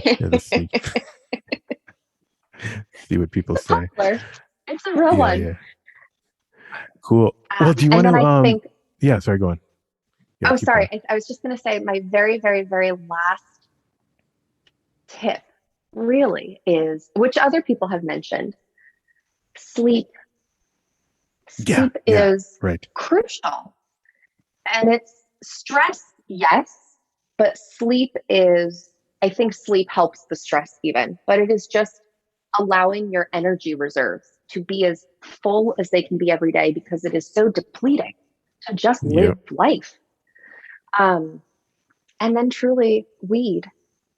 I get high at night, and maybe not absolutely every night, but probably most of them. And never like, the like commercials that came out in the 90s. That's like, this was your brain. This is your brain on drugs. It's like a melted person in a sofa. I'm not there. I have like the equivalent of like, if someone was like, I have a glass of wine. It's like, well, how do you feel after the wine? But I don't drink. And I was trying to explain it to my parents after we were watching Quiet Please. And I was like, now do you understand why I like to smoke? And I said, if my misophonia is a 10 at all times and you guys function at a 0, if just being mildly high to the most mild degree puts me at a 9, I will take that 1% drop every single time, because I just feel like my nervous system can just unwind the teeny bit. And that feels like everything. So I've found that weed has been the thing that tends to help. Yeah, that's come up a couple times recently. For me, I thought it, would make me paranoid. It has made me paranoid in the past. So I just thought that, but It actually, I might be guess the it depends on. strain as Yeah, well. I think that's what it Yeah. is. Because in other cases, Yeah. it just made me laugh uncontrollably at Star Trek II: The Wrath of Yeah. Khan. Oh, So, absolutely. Yeah. I mean, I'm definitely not an expert by any means in right, any right, of that stuff. I'm just like, give me something, please. yeah, But yeah, yeah. I know enough, yeah, to be able to at least just say it's a strain and then have nothing to back it up Right. with. Cool. Well, I will. Yeah, I'll let you get this. Yeah, this has been great. I'm so glad that you and your family have been able to. Adil, this has been wonderful. Likewise, likewise. Yeah, yeah. I'm glad. I hope this lived up to the hype you had. I noticed you were on the call like 15 All minutes of it, early. So, all of the okay. excitement it has. Sorry, I get anxious when it comes to Zooms. Yeah, I know. I know. Cool. Well, thank you, Alexandra. Thank you so much. It was wonderful to meet you. Okay, it's me again now, back in the present. That was my interview with Alexandra, and now here are her parents. Hi, I'm Ina. I'm Alex's mom. I'm 65. I live in Verona, New Jersey, suburbia, and I am a home chef with a personal business, I guess we can say. Yeah. Right? Oh, wow. I'm called the Soup Lady. Do I Ah. want to say that on the radio? But that's what Well, I'm currently doing. Cool. Well, if you want to promote it, I mean, I'd love to put links No. I in the don't show want to notes. promote So. it. Okay. It's Okay. a closed, quiet, beautiful thing. Okay. And, I will cancel the Super Bowl ad. Yeah, so. really sliding into retirement. So that's and that's because she's following in my footsteps. That's right. I just retired from teaching high school, and I'm 68. Great. Okay. Cool. Well, yeah. So just looking at, we were just heard from Alex, and I guess going back, I mean, there's a couple things that kind of caught my attention. I know that there was this. I don't know if you remember, there was this apple biting incident in Massachusetts, which seems to have been a defining moment. It was a family friend, not someone in your family. But I was curious if you kind of remember that incident. So the truth is, and this is perhaps going to be an offshoot of something that will give you the next idea for your next research podcast project, and that is the horrible reliance of memory. Memory is worthless as far as I'm concerned. It's amazing. I do not remember it. Alex and then Ronnie, you can say whether you do, but Alex, we remember it as a generalization, but not a specific life-altering incident that it was for Alex to be receiving it. Okay, so that's my, But definitely a very strong general feeling with this particular person. Gotcha. Yeah.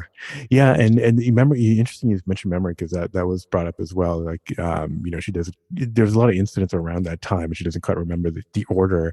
One thing she does remember, or says that you remember, is another incident where I think it's strange how specific this was. You were both going upstairs and you looked back and she said something along the lines of, "I don't feel like myself." And then that kind of struck you as something. I don't know, what were you thinking? Were you thinking, did you somehow connect it to the misophonia, or I'm just curious why you remember that one? Yeah, it's something I've thought of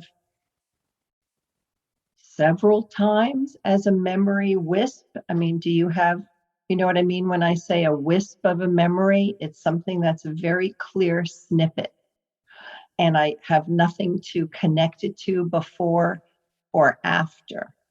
And Alex, when I've shared it with her, did not have any memory of it. So it was clear. And Ronnie was not in the room to my remembrance. Okay.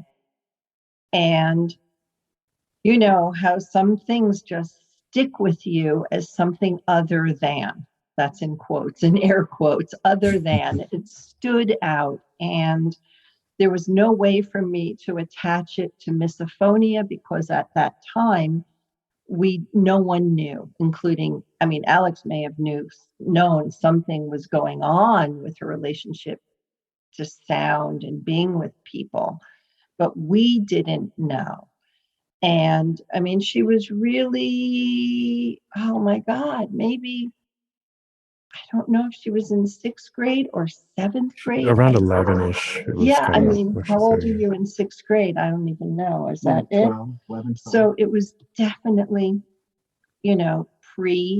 on the cusp, in that liminal place before puberty. So, everything is changing.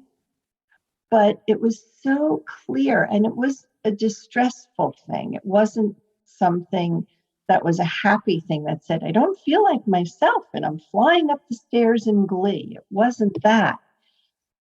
I just remember that it was something that came off of something that may not have been pleasant or good or enjoyable in life. And I don't know what, but when she went up the stairs, I could see her going up the stairs and making a face to me that was a smile that was not a real smile. And that always stood out, even now, even though it's like smoke, trying to see an image out of smoke. But,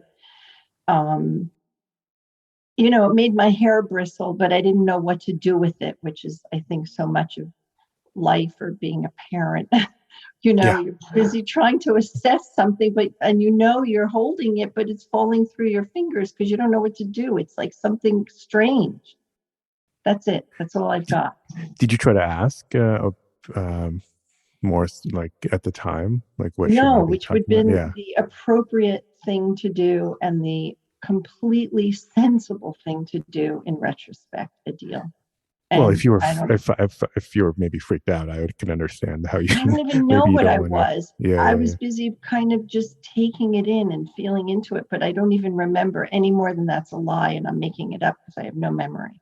But well, I mean, if I could interject, yeah, of course. And if I'm taking you off track, I apologize. You can come back to this.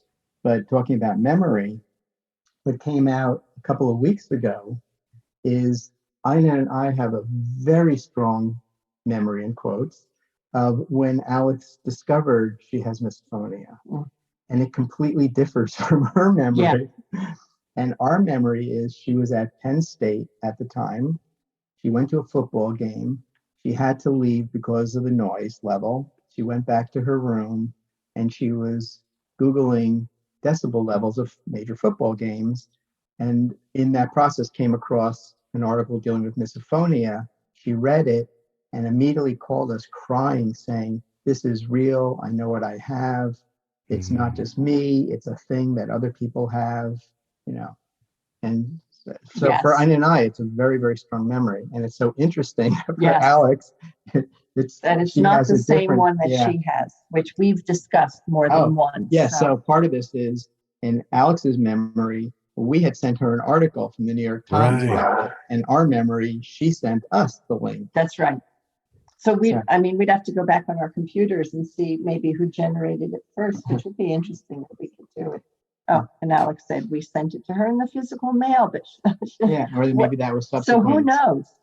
Yeah. So anyway, right, you're right. She said there was something about the physical mail, and then or someone sent it to her, and then she unwrapped it slowly or something like that. I think that was the recollection. But yeah, very, very interesting. And by the way, I don't know if you heard it, but I had the author of that New York Times article on the show like earlier this year at some point. So it was interesting to kind of get her perspective of. That is interesting. I'd have to go. I'm going to have to listen to that one now. Joyce Cohen was the author. The audio is not that great in that. The audio wasn't that great because I was busy recording a speakerphone, but it's still super interesting to kind of hear how that article came about because it had an impact on thousands of people at least. I can only imagine. Millions. So getting back to Alex. So another thing that struck me as we were speaking was obviously she had a lot of outbursts like many of us do growing up, but I was struck by how it just kind of calm your reactions were. I mean, obviously you didn't know what it was, but it seemed like, and she kind of mentioned kind of, very liberal Quakerish kind of, parents that she had. But she said that, you were always kind of asking her to kind of reframe maybe how she was feeling and things like that. So I'm curious if you ever had the urge to kind of like snap back and then you maybe talked about how you should react to it, or just kind of how you figured out to just kind of react calmly, or maybe that's another thing that she's not remembering, right? Oh, yeah. So let's get one thing perfectly clear. Okay. Calm and Aina are not necessarily synonymous. So that was a loving memory, and perhaps something that again is fused with adulthood Or partial truths. or partial truths. But I don't think there was anything calm. We should probably both do a discussion, a short discussion. I'll give my 2 minutes or 1 minute, and then Ronnie will go and give his, because it was awful. It was horrible. It was disruptive. My reaction was all of those, and Alex's reaction was all of those. It was hurtful. It was painful. It was everything that all of you who suffer from this and live in a family unit must experience. I don't believe it was calm. Because not only did we not know, we knew there was something going on that was clearly disturbing to Alex. There was no doubt about that. What we didn't know was two things. We didn't know how disturbing and painful it was, truly like physically painful. That understanding is actually recent for me and has been informed by your show through offering, I think, greater exposure with so many people who laid down so many different experiences with vocabulary that was able to really cushion Alex's discussion with us and augment it. So that was one thing. I had no idea that, a painful sound in the car with like somebody crunching or whatever the heck it was going on was reverberating in her head, nor did she have any ability to share that experience with us. And we always thought that this lack of transparency on her part was some power play. It was some like bullshit thing going on, like you ornery, like pain in the neck kid. How dare you talk to me or your sister that way? And we're trying or whatever. So we were not calm. I was not calm. And, I think I was everything across the board at different times. There was only one thing that was consistent, I believe. That was the saving grace, and that there was love in it, at least afterwards. There was always some attempt, I think, in unwinding what was wound up in the moment that we were not able to deal with. Does that make sense? Yeah. So you were, like in the moment for all sides, it's impossible to kind of see the light at the end of the tunnel, but there is always a moment when everyone can take a deep breath that you were able to recoil. And just try to look at something, even though we didn't get anywhere. But we always thought, and here's one last thing, and then it's Ronnie's turn. On top of everything else, at one point, I was teaching mindfulness-based stress reduction. All right. I did this clinical internship, and I was working in a hospital and blah, blah, blah, and meditating, right, for this period of time. So I just kept thinking, well, all Alex needed to do was learn to control this. With mindful awareness that this would, and that is what would be the frustrating thing, I'm sure, that she would hear from me, or the expectation that Ronnie and I wanted of her was, you just can't snap out at us. You've got to have some self-awareness because, we don't think you have any awareness of what you sound like and feel like to us, even though there wasn't the ability for that. Right. on her Yeah. end. Right. The irony is we feel like we're maybe overly self-aware and are wondering why aren't other people can't, notice these sounds. Yeah, it isn't until later, even on our side, I think that we once we find out that it's a real thing is when we start to realize, oh, okay, it's not actually not other people's fault, and it still causes a problem, but it's yeah, I don't know where I was going with that. But No, I appreciate hearing that, because here you're speaking like a spokesperson, because it definitely, to this day, Adil, to this day, there are many times I forget that what I am doing can cause harm or pain or discomfort in Alex in the everyday whatever of it seems almost natural. It's like saying to someone you can't breathe. So therefore, if you're standing around food and I go to pop something in my mouth and it crunches and I forget, how could I possibly forget? And guess Right. what? I forget. Right? You know what? Because, yeah, go ahead. I'll just say one thing. And I don't know, you guys are probably aware of this. I mean, even if you forget, honestly, like just the fact that you're aware and can show that you're aware that it might cause a problem or it did cause a problem, it makes all the difference in the world. Because I think what we feel is this danger. We feel this danger that that sound is somehow going to strangle us. And so if in any way we can understand that the person making the sound or the sound itself is not a threat to us, that really helps reduce at least for me and people I've talked to, reduce the symptom. Sometimes obviously if you try to make the sound and then you try to hide, that might make it worse because it's like it's that sound is just kind of left in the air.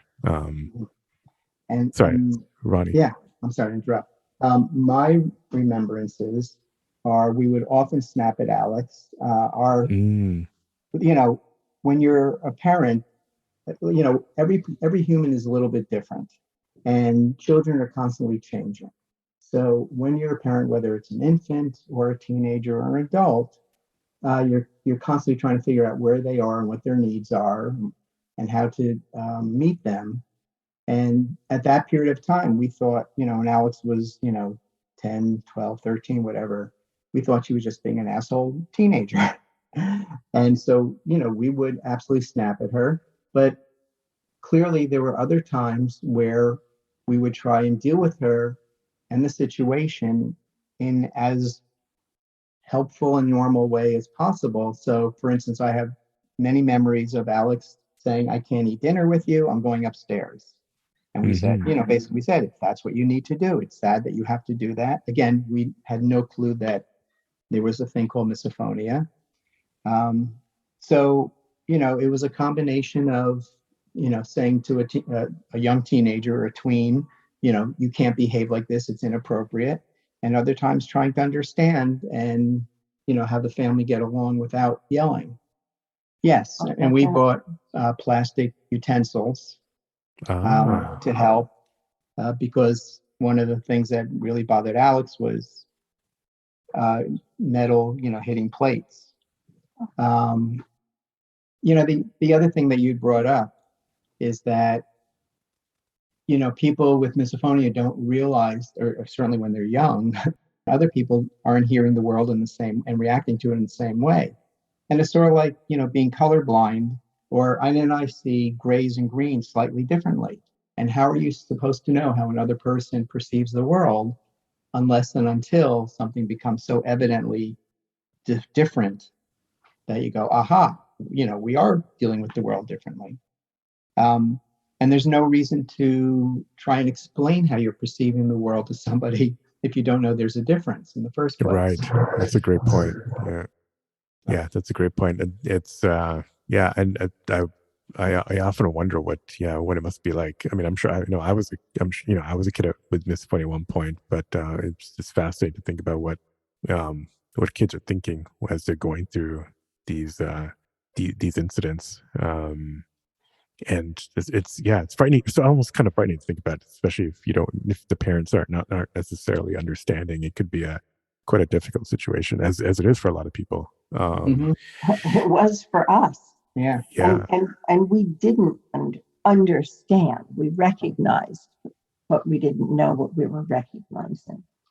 Yeah, and it wasn't until Alex, identified, as our memory is, that she self-identified yeah. herself as having misophonia, And and she was around yeah. 20. And I brought her to an audiologist down in South Jersey who was fascinated at the time and doing research on Alex, and wrote an article on her for the research because she had not heard of misophonia. It was that new, and she was trying to treat her with pink noise, Mm-hmm. as they do with tinnitus.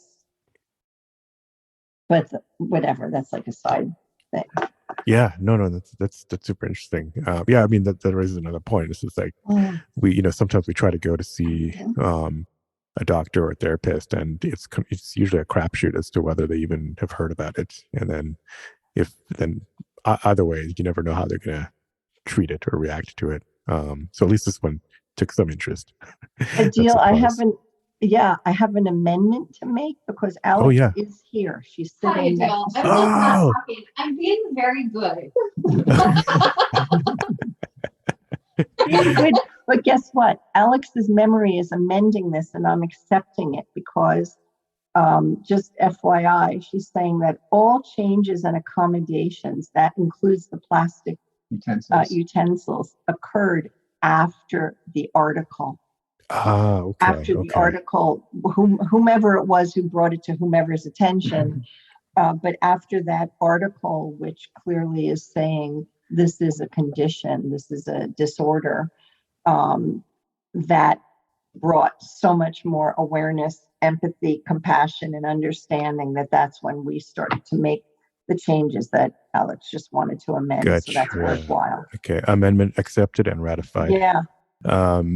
Well, then, okay. But then the next thing I wanted to talk about then, from around that time, and it was so bullying came up a lot, and I bring that up because as you probably heard, bullying. Oh, bullying. Yeah.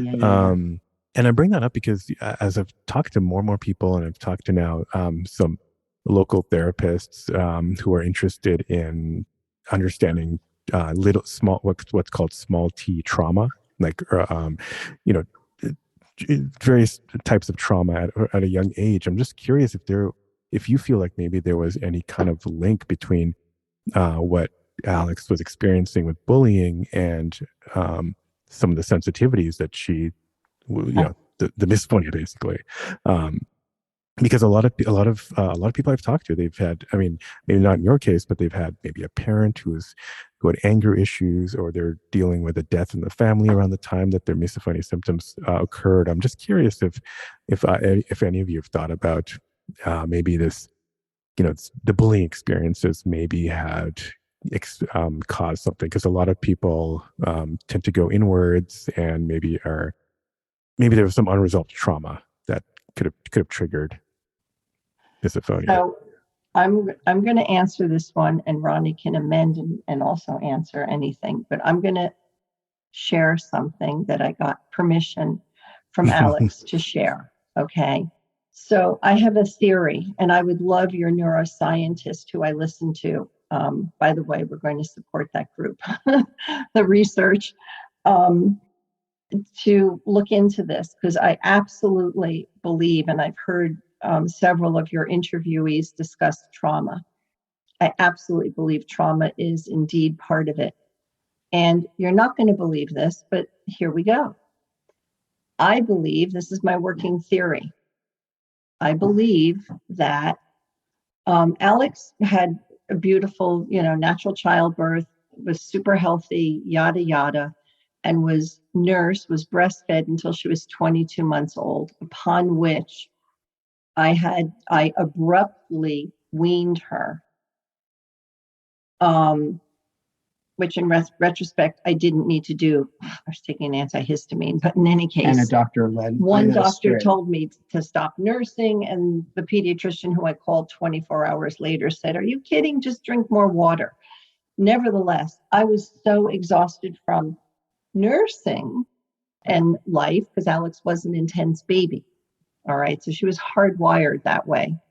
Super smart, super creative, super aware, unbelievably dexterous at a very early age. She had a full vocabulary, like 60 words at 13 months. Wow. And very observant. Okay. In any case, and very connected to me. At 22 months, in that first day that I stopped nursing her, she cried like I had died. And I cried like I had died. And it was horrible. And Ronnie and I made a parenting decision after we spoke to our beloved pediatrician, which we didn't discuss this part with him. In retrospect, it might have been a good idea. But we thought, oh my God, listen to how she cried. You know, I don't know if you know about farberizing your babies, where you're supposed to let them cry at night for 3 days and you don't pick them up or anything, so they learn how to self-soothe and go to sleep. We could never do that. I've heard about it. We could not do that either. Yeah. No. Okay, so that was not our style. And so 24 hours of torture, not every moment, but at night, my God, through the night, there was just a lot of grief. And it was real. And Ronnie and I thought, oh my goodness, we're going to create a monster. If I go back and nurse her, she will cry for everything, never give up.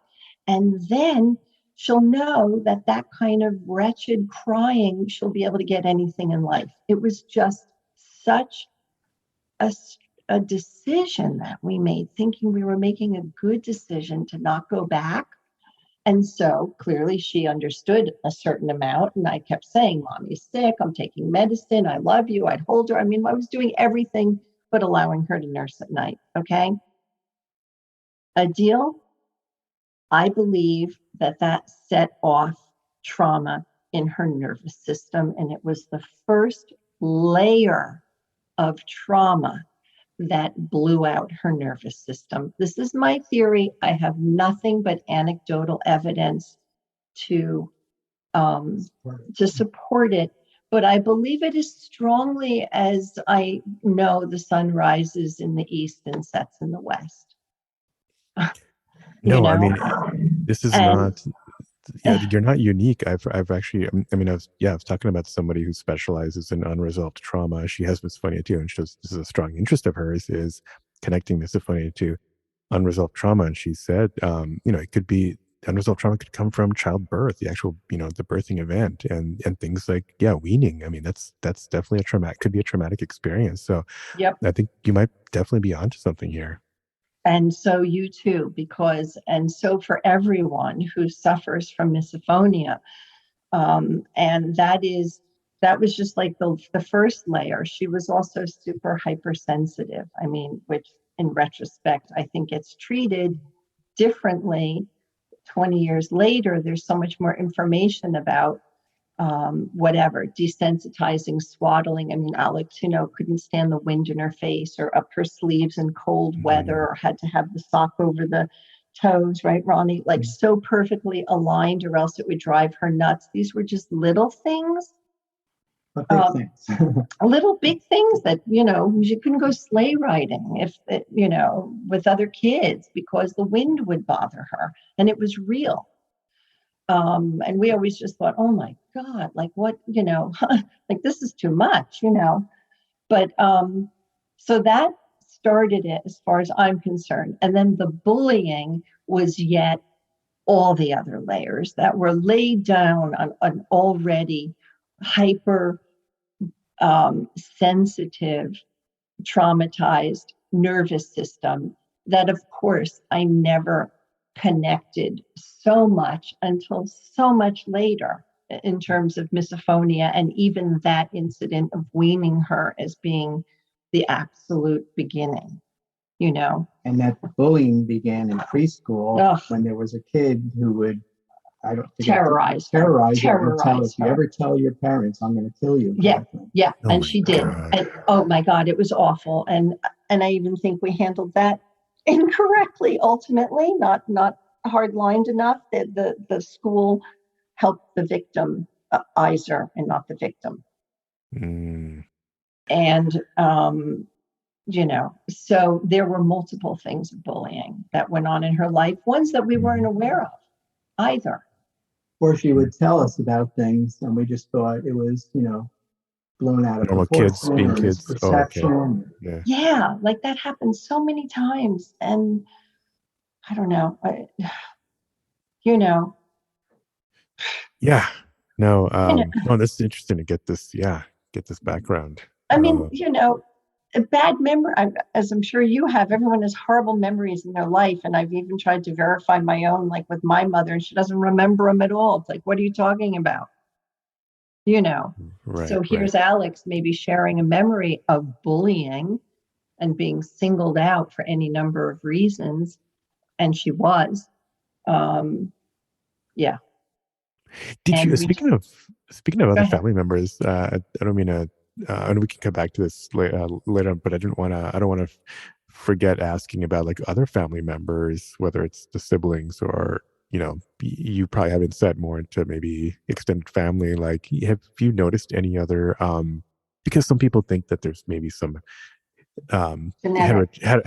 genetic slash Absolutely. more epigenetic, I guess, is the term I've heard, where it's like there's a genetic mechanism, but then also maybe something environmental, like these trauma experiences that could activate something that would have maybe stayed dormant. I'm curious if you've noticed it in other family members. Yes, in talking, once we've told people Alex's misophonia, it's come up in several of our relatives to some lesser or greater degree. So that no one's greater. That's true. Okay. No one's greater. My brother maybe was on par in his own. Yes. No one was greater. So therefore, I think it's genetic and not epigenetic because they're from different sides of the family. Yeah. Gotcha. Okay.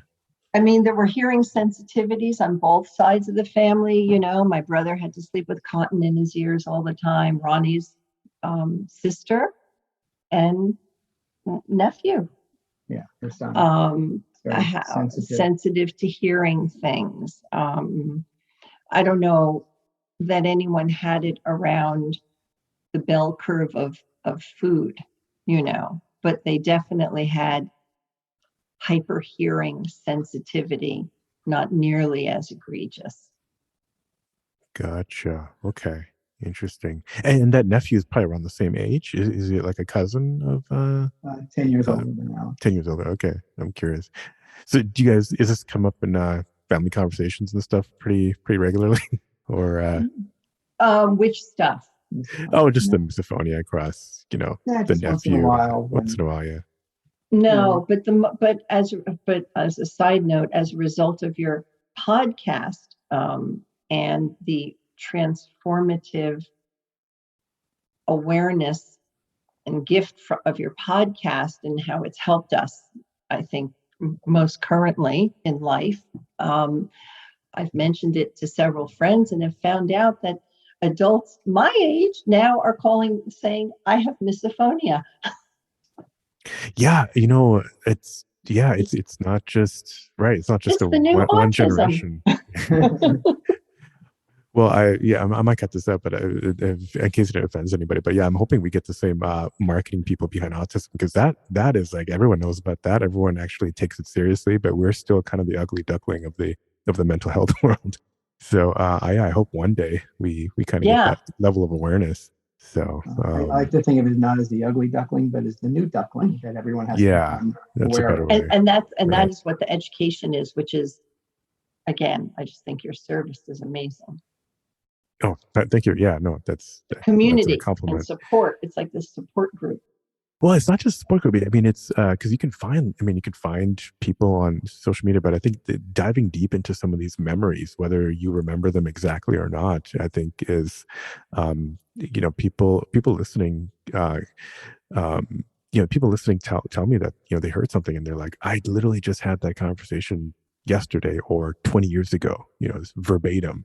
And so it's really interesting to kind of hear those, almost kind of hear a mirror of yourself, but it's not you, it's somebody across the world. Exactly. I totally get what you're saying. And I know how important and helpful it was for Alex, and then how helpful it was for us to listen to half a dozen in a row of people that you interviewed, that she said, listen to this, and this person.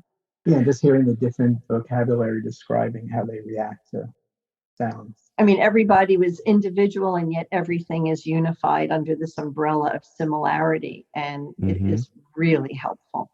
Yeah, for me as a parent, as a person, as a So I guess I don't want to take too much of your time. I also don't want to make this episode too long, but I do want to. It sounds like you've had a lot of time to think about the traumatic nature of it potentially. Maybe there are some other insights or some other kind of things you've thought about that maybe you want to share with other parents in particular who might be listening, because I do get a lot of mail from parents wondering what this thing is about and what they can maybe do to kind of like help guide their kids. I think the only thing one can do is talk to their child to see their child's perception of things and what's bothering them and when and how, and for the family to accommodate as best they can. I mean, it'll never be 100%.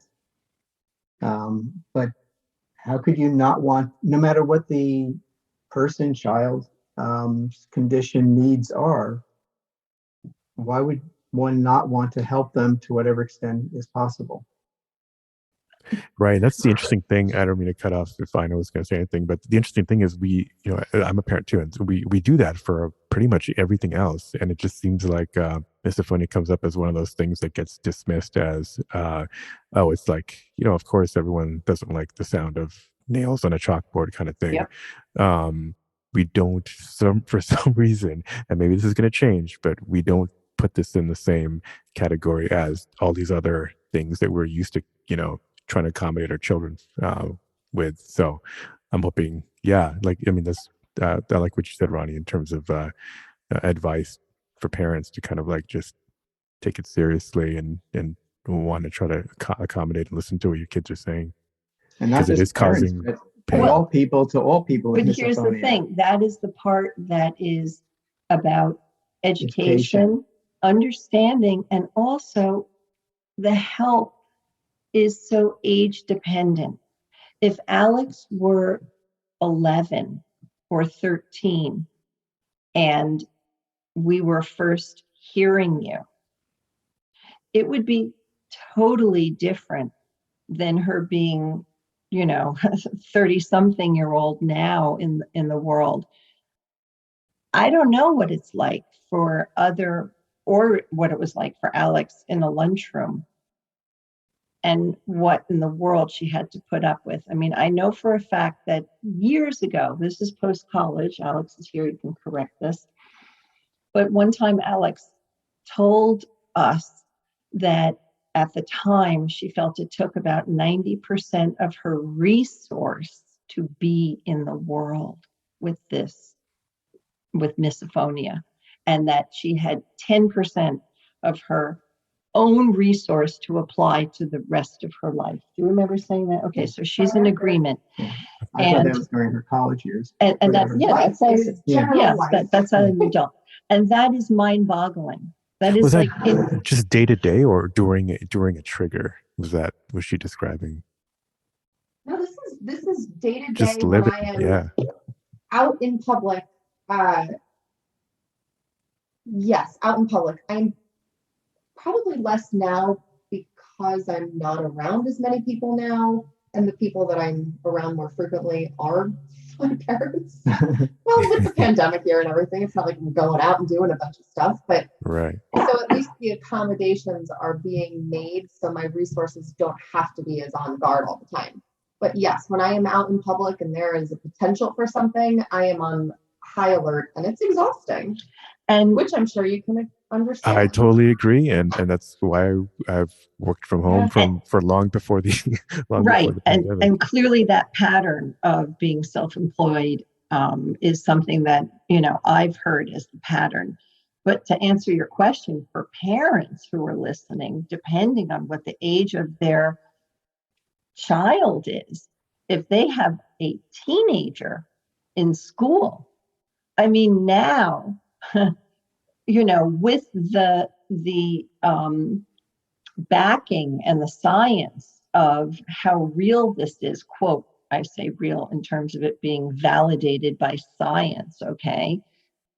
I could first see going into school and making sure that if Alex said, I can't be in the lunchroom or I can't be, I mean, we also heard, maybe she said it on your show, she had a class in college that she couldn't be in, one of these big auditoriums because of the sounds that were in the room. And it was a math class that she had to drop out of. And she didn't even have the vocabulary then to tell the professor why she couldn't be in the class because of these sounds. Either people were eating or lunch or something or breakfast, or there were, sounds around the room that Well, they were. always have there's at least one person every corner that has to be coughing. So that's There you go. seems to be mandated for most colleges and universities. So that's probably But why. now how there are so many accommodations made for multiple ways people learn what, sensory, auditory, this, that, the other thing, and there's a million things. This needs to be added to the list in order to make environments workable for people who have an awful lot to offer and learn to and from society, so that, I just can't even imagine what it would be like being a parent now of a young person, where I might have more agency to go in and request or attempt to make a situation work better. Yeah, no, you're right. It's challenging. Luckily, I mean, misophonia does fall under ADA, which is a pretty general umbrella. So, and there are things called 504 accommodations that, if you, the thing is, it's usually people who know about misophonia. The problem is people are going through high school not even knowing what it is, and Absolutely. so and you're right. I've been trying to, I'm advocating for training school counselors at the district level, about what misophonia Absolutely. is, to try to recognize it in kids. Because if this messes up your high school, I mean, this has repercussions beyond just being too sensitive to sounds. This could just completely destroy your career and all your revenue, all your income for the rest of your life, and that has all kinds of repercussions. So, yeah, we're trying to get to people and parents at younger and younger ages to try to intercept and change lives. So, yeah. Adil, this is not for the show. This is for the future. Okay. I'm saying something right here because I'm thinking it. I'm going to retire at some point. I would be really interested to work with you to help try to think of how to educate and bring this to whatever it is in order to get it out, like into the schools, or I don't know Yeah. what. Just saying. Okay. That's all. She's good at it. No, I just think that may be a mission. And why not? My goodness. That's what we need. You need. No, We that's all great. need. And maybe I think we'll talk after. I'm on the board of an organization called SoQuiet.org, and somebody else, Chris Edwards, who I interviewed, he's running that.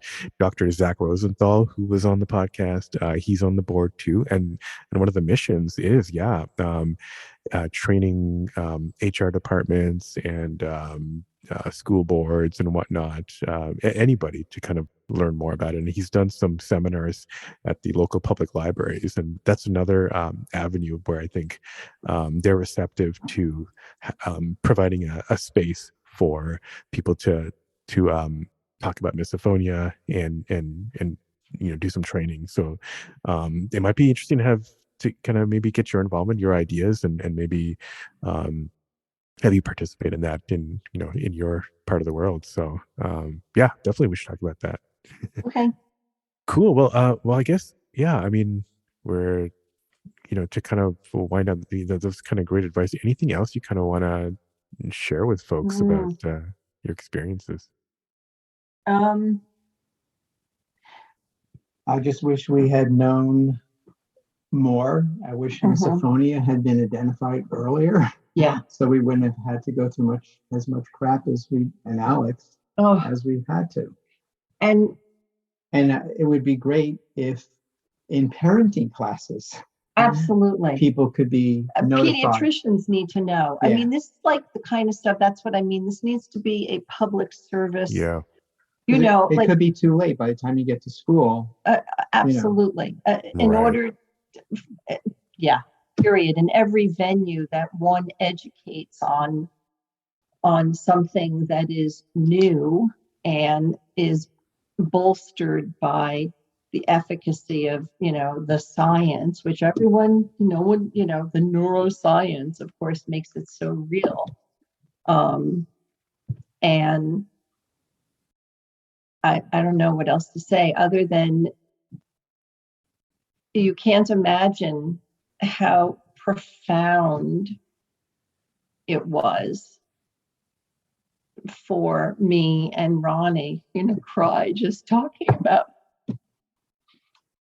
to have heard your podcast, Adil. I really want you to know. And it had to come from someone like you. That's what makes it even, you're the sufferer. And what you're doing in connecting other people to talk about something that doesn't yet have the understanding of society. I mean, I can imagine it with every subgroup, subculture, anything across the board. And in my life, misophonia is a real thing as a parent, and it has been such a horror to have to live with. And it just grew the empathy of what it must have been like for my child to have to live through this, and all of you. It's such a freaking curse. And at the same time, there's something also so beautiful and positive about the toolbox. That's like the only silver lining so far I've heard, is even though the amount of sounds get added into this darn continuum of like more and more sounds and visuals and everything else amplify as you get older, which is so cruel. But thank goodness the toolbox seems to also, what I've heard from people is the coping mechanisms grow. And with the understanding, it just, trying to put together the best life one can, since everyone has something. And hopefully society will become more aware and more accommodating, make people's lives more livable. Right. I mean, I appreciate that. So important. I don't know what else to say to parents, except if they ever want to call and talk, we'd be available. But other than that, huge. Yeah, it's hard to be a parent. It's hard to be a parent of it and not know what's going on. And it's hard to be a sibling of it. Ugh, we didn't even talk about that, the sibling situation. Oh, right. I mean, that's like family dynamics, family psychology, family unit stuff. I mean, we had therapy, which we didn't know was being focused on something that we didn't know what it was. There were so many dynamics involved. I mean, it really is complex. I mean, the younger sister was always trying to, I don't know, this one was the peacemaker. You have anything you want to add to that, Ron? I mean, it was a fifth person in the room, misophonia. It was an interesting way to think about it. Dynamic. Yeah. It is a fifth. You know what I mean? It's like, especially when you don't know why the child is reacting as they are. And then it would just be compounded with the lack of a proper response. Alex didn't have, and this is no fault of her. She just couldn't even say what was going on. And so we were left to make our own story, which is the worst thing in the world. We never wanted to do it because, you can't build a reliable narrative on an assumption because it's wrong. Like whatever we assumed was the reason was not it. And so we were making up a story about our child that we didn't know what to do with. Well, you were And making, I yet, mean, I wouldn't call it you were making the best assumption that you could. At least you were trying to well, make yeah, we something thought she as was a opposed to jerk. just, Okay, that's a bad assumption. Our kid is a jerk. She's an asshole. I mean, she's an ornery teenager. Why is she such a, name anything. But it had real reason that we weren't really getting to. right. Well, I mean, but I just want to say, I mean, thank you for saying those nice words about the podcast. But I mean, in terms of another silver lining is, I mean, Alex is here in the room with you. It's not like it totally broke apart your family. Like you said Not at earlier, all. To the Not at contrary. all. the love. Not at Yeah, all. yeah. That's what I'm saying. I mean, that was the only thing that it hung on, I think, which is what parents, that's my public service to parents. Don't stop loving your child on any account. Just even if you don't think you're doing it right, just make sure they get a ton of hugs and the best possible. And to try and I don't know what, always understand. even when you don't, which is sort of worthless. Again, it's hard to understand because, parents, you don't know what might be wrong, then you can't ask the appropriate questions. But nonetheless, you just have to keep probing in as loving a way as possible to figure out what the fuck is going on. And at least now, if they went to a pediatrician who's half awake, they're going to know there's misophonia. Yeah, some of them might. I mean, you're right. Some might and many won't. Like we went to the audiologist for Alex and all we got is, oh man, she have perfect hearing. It's like, we could tell you that. Right. Yeah. Yeah. I mean, I mentioned it to my doctor, and I guess I get a blank look too. But I'm always like, I just want to see it written in some database so that if somebody's doing research in the future and they do a query, it comes up, and that's my contribution. Even if my doctor doesn't believe me, at least put it somewhere that people can search for it. Because it's not well known enough, and hopefully one day it will. And I'm probably, it's probably too late for me, but yeah, like you said, the pediatricians, I'm hoping, should be more aware of it. That's an interesting point. I'm gonna try to advocate more for I think it really training has to for start, pediatrics. Yeah. Yes, because it's got to start early in parent life. Absolutely. So that when it comes up, it becomes something like, and I'm going back to autism. I mean, people are just have such an awareness because obviously of its, ubiquity has necessitated it. But, I guess the information that's available now, the more it's disseminated, the greater the understanding and the more. And the quicker it can be identified. Absolutely. And hopefully kept at the most minimal of pain for everyone. Right. Well, and then I think, I guess maybe one final thing I'll say is that, if you catch it early, maybe you're not protecting just from misophonia. If it's indeed related to some unresolved trauma, you could be helping many other things that other than misophonia. So I think it's just important to be aware of what's going on with your child growing up in general. And you just sparked, and yes to everything you're saying, but you just sparked something else. There's so many somatic therapies now. I mean, that is the new psychotherapy, is the somatic awareness, right? I just read a book by Dr. Levine about that, somatic expressioning or something like that. Anyways, there are so many iterations of it, and it is such a deeper psychology of healing trauma that goes beyond just the words and the actual memory to then the location deep in the body, which remembers everything. The body remembers. Mm-hmm. The muscle memory is there, and to have it dealt with, imagine having, if in fact it is from nursing or the first bullying and whatever it is, the more that it can then perhaps be worked with misophonia and somatic psychotherapy. Yep. the more that can be contacted and released in the body, if in fact it is a trauma related event that triggers it, no one yet knows. I mean, I'm just posing this, right?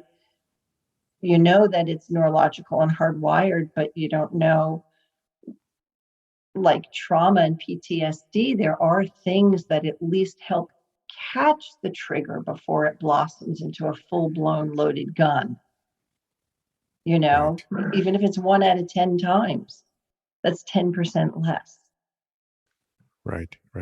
Yeah. Anyway, Yeah, I mean, you you sparked that thought in me that would be yet another thing for misophonia, is to somehow get people volunteering maybe to go in to have somatic therapy with the misophonia in an explorative way. If somebody had the energy for it, I don't know what it's like to have misophonia, so I don't know what that would mean, but it's a thought. Yeah, no, I'm sure somebody listening, hopefully that sparks them into action to yeah, it sounds like an interesting project here to further the research. Yeah, I know, Ronnie, I want to say thank you for coming on. This might actually be its own episode in itself. It's been it's been so jam packed. But yeah, I want to thank you for coming on and volunteering to come on after Alex. I know you haven't heard her episode yet, but we're looking it'll forward be to it. interesting to get these probably back to back.